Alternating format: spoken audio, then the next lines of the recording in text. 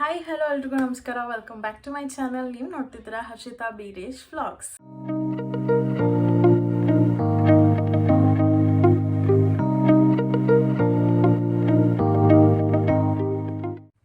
So guys, ಇವತ್ತಿನ video ಏನಪ್ಪಾ ಅಂತಂದ್ರೆ ಆಲ್ರೆಡಿ ಥಂಬ್ನೇಲಲ್ಲಿ ನೋಡಿರ್ತೀರ ನೀವು, 15 ಫ್ಯಾಕ್ಟ್ಸ್ ಅಬೌಟ್ ಮೀ. ಸೊ ನನ್ನ ಬಗ್ಗೆ ಒಂದಷ್ಟು ವಿಷಯಗಳನ್ನ ನೀವು ಇವತ್ತು ತಿಳ್ಕೊಳ್ಬೋದು.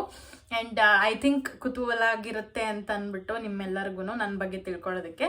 ಆ್ಯಂಡ್ ಇದುವರೆಗೂ ನಾನು ಈ ಥರ ವಿಡಿಯೋಸ್ ಮಾಡಿರಲಿಲ್ಲ. ಸೊ ಇವತ್ತು ಯಾಕೋ ಮಾಡಬೇಕು ಅಂತ ಅನ್ನಿಸ್ತು, ಅದಕ್ಕೆ ಇಲ್ಲಿ ಬಂದು ಕೂತಿದ್ದೀನಿ ನಿಮ್ಮ ಮುಂದೆ. ಸೊ ಐ ಥಿಂಕ್ ವಿಡಿಯೋ ಸ್ವಲ್ಪ ಡ್ರ್ಯಾಗ್ ಆಗುತ್ತೆ ಅನಿಸುತ್ತೆ. ಪೂರ್ತಿ ವಿಡಿಯೋ ನೋಡಿ, ಸ್ಕಿಪ್ ಮಾಡದೆ ನೋಡಿ. ಆ್ಯಂಡ್ ಇನ್ನೂ ಯಾರೆಲ್ಲ ನನ್ನ ಚಾನಲ್ಗೆ ಸಬ್ಸ್ಕ್ರೈಬ್ ಆಗಿಲ್ಲ, ಬೇಗ ಬೇಗ ಹೋಗಿ ಸಬ್ಸ್ಕ್ರೈಬ್ ಆಗಿ ಆ್ಯಂಡ್ ಬೆಲ್ಲೈಕನ್ನ ಕ್ಲಿಕ್ ಮಾಡಿ. ಸೊ ಅದಕ್ಕೆ ನನ್ನೆಲ್ಲ ವಿಡಿಯೋಸ್ ನಿಮಗೆ ಫಸ್ಟ್ ಬರುತ್ತೆ ಅಂತ ಹೇಳ್ತಾ ಲೆಟ್ಸ್ ಸ್ಟಾರ್ಟ್ ದ ವಿಡಿಯೋ.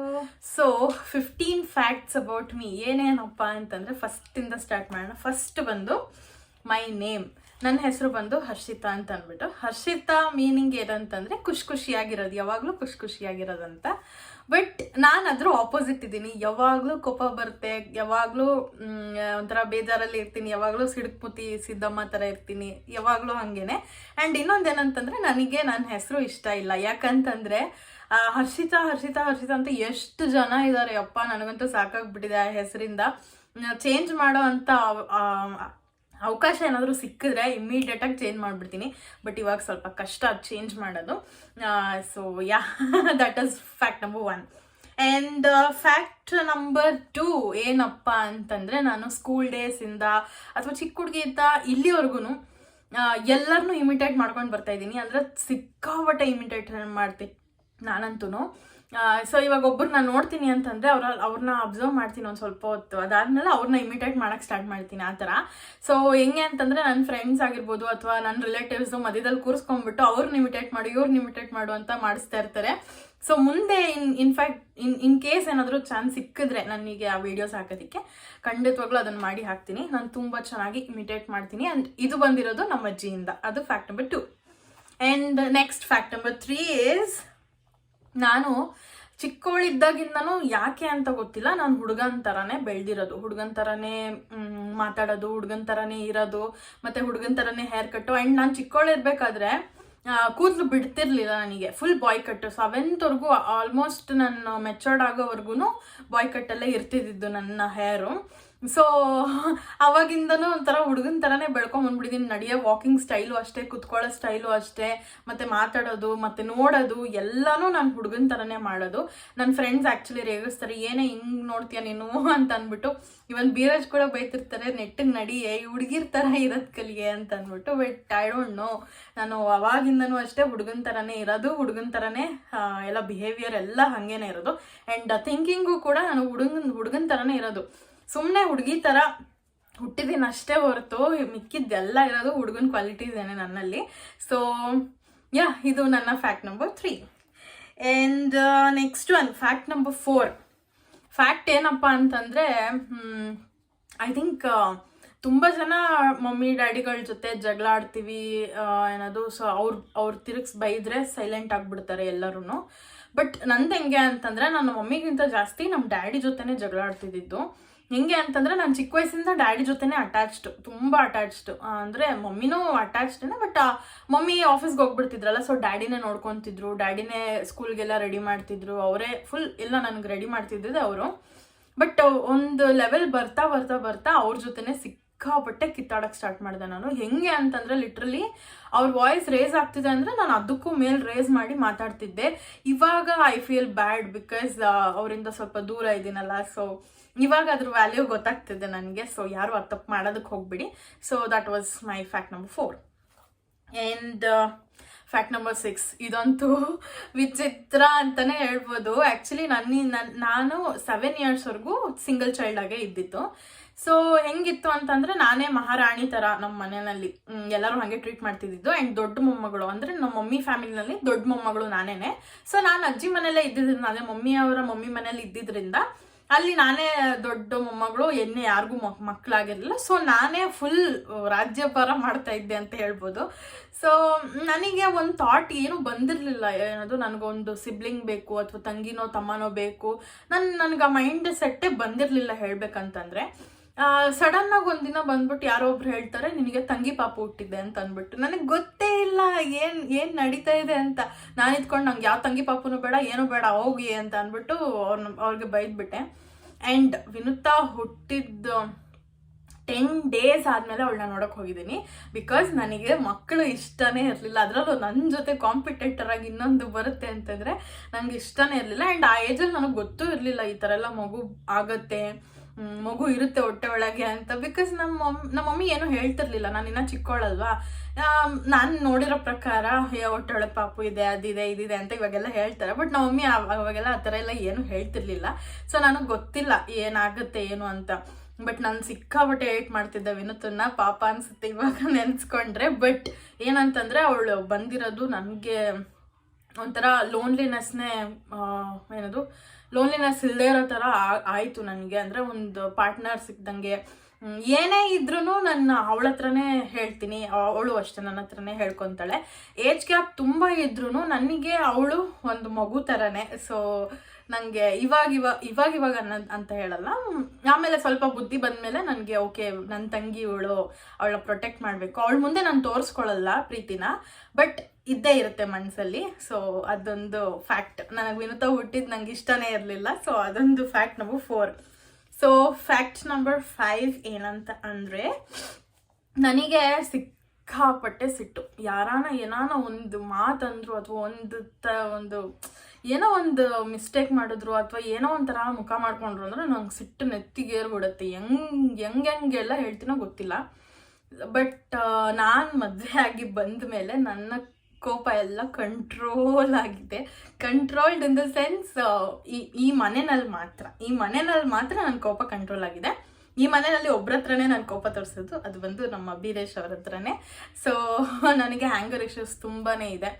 ನಾನು ತುಂಬ ಬೇಗ ಟ್ರಿಗರ್ ಆಗಿಬಿಡ್ತೀನಿ. ಸೊ ಆ ಥರ ನಾನು that was my fact number 5. And 6th fact ಏನಪ್ಪ ಅಂತಂದರೆ, ನಾನು ತುಂಬ ಎಮೋಷನಲ್. ನನಗೆ ಎಷ್ಟೇ ಕೋಪ ಬರ್ಬೋದು, ಎಷ್ಟೇ ಹಾರ್ಷಾಗಿ ಮಾತಾಡಿದ್ರು ಒಬ್ಬರ ಹತ್ರ ಅಟ್ಯಾಚ್ ಆಗ್ತೀನಿ ಅಂತಂದರೆ ತುಂಬ ತಲೆಗೆ ಹಾಕೊಂಡ್ಬಿಡ್ತೀನಿ. ಯಾರಾದರೂ ಏನಾದರೂ ಅಂದರು ಅಥವಾ ಏನಾದರೂ ಮಾಡಿದ್ರು ಅಂತಂದರೆ ತುಂಬ ಅದ್ರ ಬಗ್ಗೆನೇ ಯೋಚನೆ ಮಾಡಿಕೊಂಡು ಎಲ್ಲೆಲ್ಲೋ ಯೋಚನೆ ಮಾಡ್ಕೊಂಡು ಹೋಗ್ಬಿಟ್ಟಿರ್ತೀನಿ. ಲೈಫ್ ಒಂದು ಕಡೆ ಹೋಗ್ತಿದ್ರೆ ನನ್ನ ಯೋಚನೆನೇ ಒಂದು ಕಡೆ ಹೋಗ್ತಾ ಇರುತ್ತೆ. ಸೊ ಆ ಥರ ನಾನು ತುಂಬಾ ಎಮೋಷ್ನಲ್ ನಾನು. So next fact number 6 or 7. So next fact number 7 ಬಂದ್ಬಿಟ್ಟು, ನನಗೆ ತುಂಬ ಮಿನಿಮಲ್ ಫ್ರೆಂಡ್ಸ್ ಇರೋದು. ಇಬ್ಬರೇ ನನಗೆ ಹೇಳ್ಬೇಕಂತಂದರೆ ಇಬ್ಬರೇ ಬೆಸ್ಟ್ ಫ್ರೆಂಡ್ಸ್ ಅಂತ ಇರೋದು. ನನ್ನ ಸ್ಕೂಲ್ ಟೈಮಿಂದನೂ ಕಾಲೇಜಲ್ಲೂ ಎಲ್ಲ ಒಂದು ಸ್ಟೇಜಲ್ಲೂ ನನಗಿಬ್ಬರೇ ಬೆಸ್ಟ್ ಫ್ರೆಂಡ್ಸ್ ಇರೋದು, ಅಶ್ವತಿ ಆ್ಯಂಡ್ ಯಶಸ್ವಿನಿ. ಸೊ ನಾನು ತುಂಬ ಜನನ ಫ್ರೆಂಡ್ಸ್ ಮಾಡ್ಕೊಳ್ಳೋದಕ್ಕೆ ಹೋಗೋದಿಲ್ಲ. ತುಂಬ ಚೂಸಿ, ನಾನು ತುಂಬ ಪಿಕ್ ಮಾಡ್ತೀನಿ. ಅಂದರೆ ಓಕೆ ಇವ್ರು ನನ್ನ ಟೈಪಾ ಅಂತ ನೋಡಿ ಫ್ರೆಂಡ್ ಮಾಡ್ಕೊಳ್ಳೋದು ನಾನು.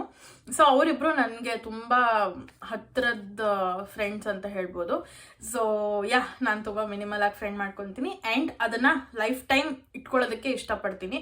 ಸುಮ್ಮನೆ 1 ದಿನಕ್ಕೆ 2 ದಿನಕ್ಕೆ ಅಥವಾ 1 year 2 yearಗೆಲ್ಲ ಫಿನಿಷ್ ಮಾಡೋ ಅಂಥ ಮೆಂಟಾಲಿಟಿ ನನಗಿಲ್ಲ. So that was fact number 7. And next one fact number 8. Fact number 8 ಏನಪ್ಪ ಅಂತಂದರೆ, ನಾನು ಫ್ಯಾಷನ್ ಡಿಸೈನಿಂಗ್ ಮಾಡ್ತಿರ್ಬೇಕಾದ್ರೆ, ಅಂದರೆ ಕಾಲೇಜ್ ಮಾಡ್ತಿರ್ಬೇಕಾದ್ರೆ, ಸೆಕೆಂಡ್ PU ಇರಲಿಲ್ಲ. ಬಟ್ ಫ್ಯಾಷನ್ ಡಿಸೈನಿಂಗ್ ಮಾಡ್ತಿರ್ಬೇಕಾದ್ರೆ ಏನಾದರೂ ಲೆಟ್ ಆಫ್ ಕೊಟ್ಟರೆ ಅಥವಾ ಮಾಸ್ ಬಂಕ್ ಮಾಡಿದ್ರೆ ಕಾಲೇಜಲ್ಲಿ, ಅಥವಾ ನಮಗೆ ಟೀಚರ್ಸೇ ಇಲ್ಲ, ಕ್ಲಾಸಸ್ ಏನೂ ಇಲ್ಲ, ಹೋಗಿ ಮನೆಗೆ ಅಂತ ಹೇಳಿದ್ರೆ, ಅಥವಾ ಏನೋ ಒಂದು ಫ್ರೆಂಡ್ಸ್ ಎಲ್ಲ ಮೂವಿಗೆ ಹೋದರೆ ನಾನೇನು ಮಾಡ್ತಿದ್ದೆ ಅಂದರೆ ಮನೆಗೆ ಬಂದುಬಿಡ್ತಿದ್ದೆ. ನಾನು ಎಲ್ಲೂ ಹೋಗ್ತಿರ್ಲಿಲ್ಲ. ಇನ್ಫ್ಯಾಕ್ಟ್ ನನ್ನ ಫ್ರೆಂಡ್ಸ್ ಎಲ್ಲ ಮಾಲ್ಗೆ ಹೋಗೋರು, ಮೂವೀಸ್ಗೆ ಹೋಗೋರು, ನನ್ನೂ ಕರಿತಿದ್ರು. ನಾನಂತೂ ಹೋಗ್ತಿರ್ಲಿಲ್ಲ. ಸೀದಾ ಮನೆಗೆ ಬಂದು ನಿದ್ದೆ ಮಾಡ್ತಾಯಿದ್ದೆ. ನನಗೆ ನಿದ್ದೆ ಮಾಡೋದಂತ ಸಿಕ್ಕಾಪಟ್ಟೆ ಇಷ್ಟ. ಸೊ ಸೀದಾ ಮನೆಗೆ ಬಂದು ನಿದ್ದೆ ಮಾಡ್ತಿದ್ದೆ. ಇನ್ಫ್ಯಾಕ್ಟ್ ನಾನು ಆ ಟೈಮಲ್ಲಿ ಬೀರೇಶ್ನ ಕೂಡ ಮೀಟ್ ಮಾಡ್ತಿಲ್ಲ. ಇವಾಗ ಅಂದರೆ ಬಂಕ್ ಮಾಡಿಬಿಟ್ಟು ಬೀರೇಶ್ನ ಮೀಟ್ ಮಾಡ್ಕೊಂಡು ಹೋಗೋದು ಆ ಥರದ್ದೆಲ್ಲ ಏನೂ ಇರ್ತಿರ್ಲಿಲ್ಲ. ಬಂಕ್ ಮಾಡಿದೆ ಅಂತಂದರೆ ನಾನು ಸೀದಾ ಮನೆಗೆ ಹೋಗ್ತಿದ್ದಿತ್ತು, ಬೇರೆ ಎಲ್ಲೂ ಹೋಗ್ತಿರ್ಲಿಲ್ಲ. ಇನ್ಫ್ಯಾಕ್ಟ್ ಅಂದರೆ ನಮ್ಮ ಗೇಟ್ ಆಪೋಸಿಟೇ ತಿನ್ನಕ್ಕಿದೆ, ತಿಂದ್ಬಿಟ್ಟು ಸೀದಾ ಮನೆಗೆ ಹೋಗೋದೇನೆ, ಬೇರೆ ಎಲ್ಲೂ ಹೋಗ್ತಿರ್ಲಿಲ್ಲ ನಾನು. ಸೊ ಅದು fact number 8. So fact number 9 ಬಂದು ಏನಪ್ಪ ಅಂತಂದರೆ, ನಾನು 7th ಇದ್ದಾಗ ಆ್ಯಕ್ಚುಲಿ ನಾನು ಏನದು ಮೆಚೂರ್ಡ್ ಆದಾಗ ಫೇಸಿಗೆಲ್ಲ ಅರ್ಶಿನ ಹಚ್ಕೋಬೇಕು ಅಂತ ಒಂದು ಆಂಟಿ ಅಂದರೆ ನಮ್ಮ ಮಮ್ಮಿ ಫ್ರೆಂಡ್ ಹೇಳ್ತಿದ್ರು. ಸೊ ನಾನೇನು ಮಾಡ್ತಿದ್ದೆ, ಡೈಲಿ ಅರ್ಶಿನ ಹಚ್ಕೊತ ಇದ್ದೆ. ಅವಾಗ ಹೆಂಗಿತ್ತು ನನ್ನ ಸ್ಕಿನ್ ಅಂದರೆ ಬೇಬಿ ಸಾಫ್ಟ್ ಥರ ಇತ್ತು. ನನ್ನ ಮಮ್ಮಿ ಆಫೀಸ್ಗೆ ಹೋಗ್ಬಿಟ್ರಂತೂ ಎಲ್ಲರೂ ನಿಮ್ಮ ಮಗಳು ಎಷ್ಟು ಕ್ಯೂಟ್ ಆಗಿದ್ದಾಳೆ, ಅವಳ ಫೇಸ್ ಎಷ್ಟು ಚೆನ್ನಾಗಿದೆ, ಅವಳು ಬೆಳೆದ್ಮೇಲೆ ಡೂಡ್ ಇವಳು ಬೆಳೆದ್ಮೇಲೆ ಪಕ್ಕ ಹೀರೋಯಿನ್ ಆಗ್ತಾಳೆ ಹಂಗೆ ಹಿಂಗೆ ಅಂತೆಲ್ಲ ಹೈಪ್ ಕೊಟ್ಬಿಟ್ಟಿದ್ರು. ನನಗಂತೂ ಹೆಂಗೆ ಅನಿಸ್ತಿತ್ತು ಅಂದರೆ ವಾವ್ ನಾನು ಒಬ್ಬಳೇ ಹೀರೋಯಿನ್ ಅನ್ನೋ ಥರ ಅನ್ನಿಸ್ತಾಯಿತ್ತು.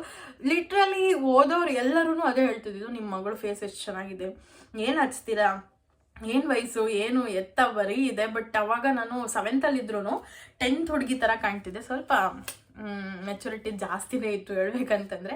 ಸೊ ಅದಾದಮೇಲೆ ಪಿಂಪಲ್ಸ್ ಸ್ಟಾರ್ಟ್ ಆಯಿತು, ಮುಗೀತಲ್ಲಿಗೆ ನನ್ನ ಫೇಸ್ ಕತೆ.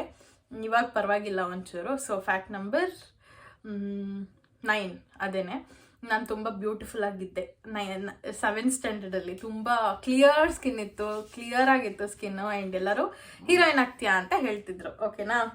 ಸೊ ಫ್ಯಾಕ್ಟ್ ನಂಬರ್ 10 ಬಂದ್ಬಿಟ್ಟು, ನಾನು ಲವ್ ಮಾಡಿದ್ದೆ ಅವಾಗ ಪಿಂಪಲ್ಸ್ ಇದ್ದಾಗ, ಅದನ್ನ ಯಾರು ಹೇಳ್ತಾರೆ?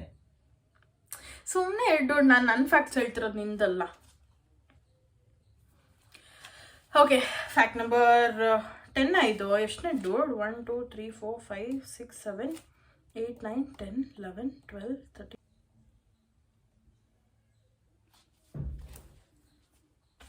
ಸೊ ಗೈಸ್ ಕೌಂಟಿಂಗ್ ಮಿಸ್ಟೇಕ್ ಆಗಿಬಿಟ್ಟಿದೆ. ಲಾಸ್ಟ್ ಒಂದು ಬಂದು 10th ಫ್ಯಾಕ್ಟ್ ಹೇಳಿದ್ದು ನಾನು, ಇವಾಗ 11th ಫ್ಯಾಕ್ಟ್ ಹೇಳ್ತಾ ಇದ್ದೀನಿ. ಸೊ ಫ್ಯಾಕ್ಟ್ ಏನಪ್ಪ ಅಂತಂದರೆ, ನಾನು ಹೇಳಿದ್ನಲ್ಲ ಲಾಸ್ಟಲ್ಲಿ ಏನದು ನಾನು ತುಂಬ ಚೆನ್ನಾಗಿದ್ದೆ, ಅಂದರೆ ಫೇಸ್ ಎಲ್ಲ ತುಂಬ ಕ್ಲಿಯರ್ ಆಗಿತ್ತು, ಚೆನ್ನಾಗಿ ಕಾಣ್ತಿದ್ದೆ ಅಂತ ಅಂದ್ಬಿಟ್ಟು. ಸೊ ಎಲ್ಲರೂ ಅಂದ್ಕೊಂಡಿರೋದು ಏನಂತಂದರೆ, ನನಗೊಂದಷ್ಟು ಪ್ರಪೋಸಲ್ಸ್ ಬಂದಿರುತ್ತೆ ಅಂತ ಅಂದ್ಬಿಟ್ಟು ಎಲ್ಲರೂ ಅಂದ್ಕೊಂಡಿರೋದು. ಬಟ್ ರಿಯಲ್ ಫ್ಯಾಕ್ಟ್ ಏನಂದರೆ, ಯಾರೂ ಬಂದು ನನ್ನ ಮುಂದೆ ನಿಂತ್ಕೊಂಡು ಇದ್ದಿವರೆಗೂ ಪ್ರಪೋಸ್ ಮಾಡಿದ್ದೇ ಇಲ್ಲ, ಎಕ್ಸೆಪ್ಟ್ ಬೀರೇಶ್. ಸೊ ಯಾರೂ ನನಗೆ ಪ್ರಪೋಸ್ ಮಾಡಿಲ್ಲ. ಬಟ್ ಅವ್ರ ಟಾಕಿಂಗ್ ಸ್ಟೈಲ್ ಆಗಿರ್ಬೋದು ಅಥವಾ ಇಂಡೈರೆಕ್ಟ್ ಆಗೆಲ್ಲ ಹೇಳಿದ್ದಾರೆ ಐ ಲೈಕ್ ಯು ಹಂಗೆ ಹಿಂಗೆ ಅಂತ ಅಂದ್ಬಿಟ್ಟು. ಬಟ್ ಇವತ್ತವರೆಗೂ ಯಾವುದೇ ಒಂದು ಹುಡುಗನೂ ನನಗೆ ಪ್ರಪೋಸ್ ಡೈರೆಕ್ಟಾಗಿ ಮಾಡಿಲ್ಲ. ಓಕೆನಾ? ಅದು ಒಂದು ಫ್ಯಾಕ್ಟು. ಫ್ಯಾಕ್ಟ್ ನಂಬರ್ 11 ಅದು. ಸೊ ನೆಕ್ಸ್ಟ್ ಬಂದು fact number 12. So fact number 12 ಏನಂತಂದರೆ, ನಾನು ನಿಮ್ಮೆಲ್ಲರಿಗೂ ಗೊತ್ತಿರೋ ಹಂಗೆ ಫ್ಯಾಷನ್ ಡಿಸೈನಿಂಗ್ ನಾನು ಮಾಡಿರೋದು. ಎಲ್ಲರೂ ಅಂದ್ಕೊಂಡಿರೋದು ಏನಪ್ಪ ಅಂತಂದರೆ, ಫ್ಯಾಷನ್ ಡಿಸೈನಿಂಗು ನಾನು ಇಷ್ಟಪಟ್ಟು ಅಥವಾ ನಾನು ಫೋರ್ಸ್ಫುಲ್ಲಾಗಿ ಹೋಗಿ ಸೇರ್ಕೊಂಡಿರೋದಂತ. ಬಟ್ ಇಲ್ಲ, ನಮ್ಮ ಮಮ್ಮಿ ಫೋರ್ಸ್ ಮಾಡಿ ನನ್ನನ್ನು ಫ್ಯಾಷನ್ ಡಿಸೈನಿಗೆ ಸೇರಿಸಿದ್ದು. ಸೊ ಅವರಿಗೆ ಗೊತ್ತಿತ್ತು ಅನ್ಸುತ್ತೆ ನಾನು ಯಾವುದ್ರಲ್ಲಿ ಪ್ರೋ ಆಗಿದ್ದೀನಿ ಅಂತ ಅಂದ್ಬಿಟ್ಟು. ಬಿಕಾಸ್ ನನಗಿಂತ ಅವ್ರಿಗೆ ಚೆನ್ನಾಗಿ ಗೊತ್ತಿತ್ತಂತ ನನಗನ್ಸುತ್ತೆ. ಸೊ ನಾನು ತುಂಬ ಚಿಕ್ಕವಳಿದ್ದಾಗಿಂದನೂ ಈ ಸಾರಿಗೆ ಏನದು ಸ್ಟೋನ್ಸ್ ಅಂಟಿಸೋದು ಮತ್ತು ಡ್ರಾಯಿಂಗು, ಪೇಂಟಿಂಗ್ ಮಾಡೋದು, ಈ ಥರದ್ದೆಲ್ಲ ಆರ್ಟ್ ವರ್ಕಲ್ಲಿ ನಂಗೆ ತುಂಬಾ ಇಂಟ್ರೆಸ್ಟ್ ಇತ್ತು. ಸೊ ಅದನ್ನು ನೋಡಿ ಆಮೇಲೆ ನಮ್ಮ ಮಮ್ಮಿ ಇಟ್ಕೊಂಡು, ಸರಿ ನೀನು ಫ್ಯಾಷನ್ ಡಿಸೈನಿಂಗ್ಗೆ ಸೇರ್ಕೊಂಬಿಡು ಅಂತ. ನನಗೆ ಅದ್ರ ಬಗ್ಗೆ ಐಡಿಯಾನೇ ಇರಲಿಲ್ಲ. ಅವರೇ ರಿಸರ್ಚ್ ಮಾಡಿ ಯಾವ ಕಾಲೇಜ್ ಚೆನ್ನಾಗಿದೆ ಅಂತ ನೋಡಿ ಎಲ್ಲನೂ ಮಾಡಿ ಅವರೇ ನನ್ನನ್ನು ಫೋರ್ಸ್ ಅನ್ನೋದಕ್ಕಿಂತ ನನಗೂ ಕೂಡ ಇಷ್ಟ ಇತ್ತು, ಇಲ್ಲ ಅಂತಲ್ಲ. ಬಟ್ ಒಂದು ಪಾತ್ ತೋರಿಸಿದ್ದು ನಮ್ಮ ಮಮ್ಮಿನೇ ನನಗೆ. ಸೊ ನಾನೇ ಫ್ಯಾಷನ್ ಡಿಸೈನಿಂಗ್ ಆಪ್ಟ್ ಮಾಡಿಲ್ಲ, ನಮ್ಮ ಮಮ್ಮಿಯಿಂದ ನಾನು ಫ್ಯಾಷನ್ ಡಿಸೈನಿಂಗ್ ಮಾಡಿದ್ದು. And I am very happy today. So ಅದು ಬಂದು ನನ್ನ 12th ಫ್ಯಾಕ್ಟು.